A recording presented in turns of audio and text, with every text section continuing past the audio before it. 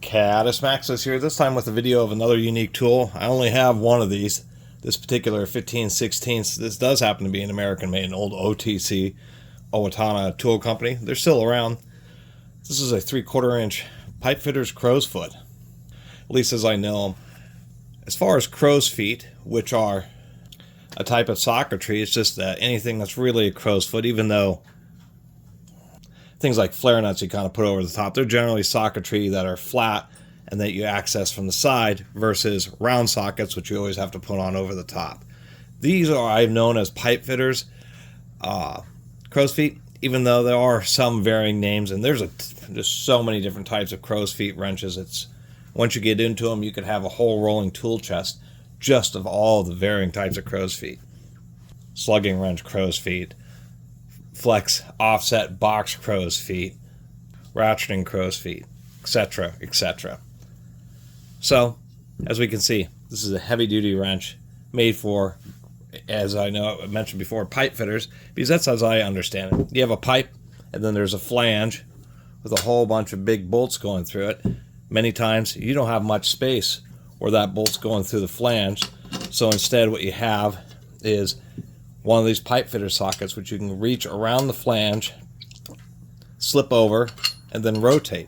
This happens to be open end. There are, of course, box end versions of these too, but that's simply the deal. It's to reach around a flange and be able to access hard to reach fasteners, primarily in larger pipe applications. They tend not to be used with ratchets because on a ratchet it will rotate around, you'll get interference from this bar.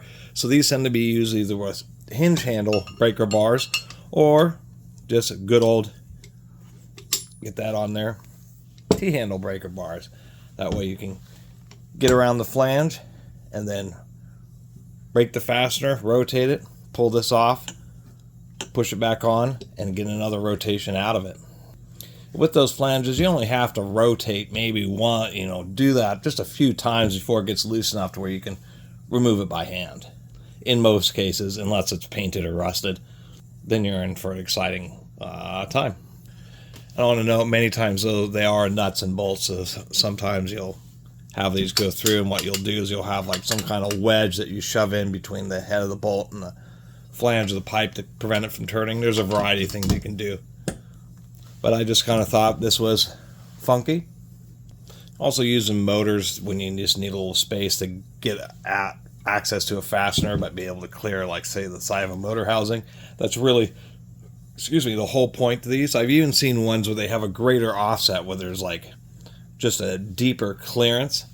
Many of these also that I've seen, actually the only ones I've ever seen, even though online I've seen pictures of box ends, personally it's only been open ends, and in the tough situations that these are made to get into, it's just having an open end is a lot easier to deal with, even though you don't quite have as much torque handling capability because of the open end versus a box end. Many times when you're using these, there just isn't enough space to actually slip a box end over, or when you're unfastening it, having to fidget it off the fastener, rotate it, get it back onto the fastener. It's just easier when it is a open end. So just another type of very unique socketry. This has a very thick beam for not a particularly large, a reasonably large fastener size, but it's less than an inch, but it has a very thick beam just because, of course, there's going to be a lot of twisting force, so they have to throw a lot of steel at this to prevent it from just turning into a spring. And of course, the box end here is also extra thick just to handle the additional loads. And of course, this, is a 3/4 inch drive, smaller size, but just because of all the kind of dynamic forces on a piece of socketry like that is why they do make them 3/4 inch drive. Although I did see some 1/2 inch drive versions as well. So that's all I got for you tonight, and I really appreciate everybody who's been watching. And I always think it's cool how many different hand tools there really are. If you were to get just some of these in various lengths, drive sizes, both driven and drive, or I guess driven and drive is the right word, but you could imagine that you could have dozens or even 100 of just different versions of this particular type of crow's foot if you're to have everyone made. I've been kind of thinking about that, and you could probably fill 100 rolling tool chests just having one of every type of hand tool that is made. It's just crazy to think about. There's so many different ones, and the fact that they're all made in big arrays of different sizes.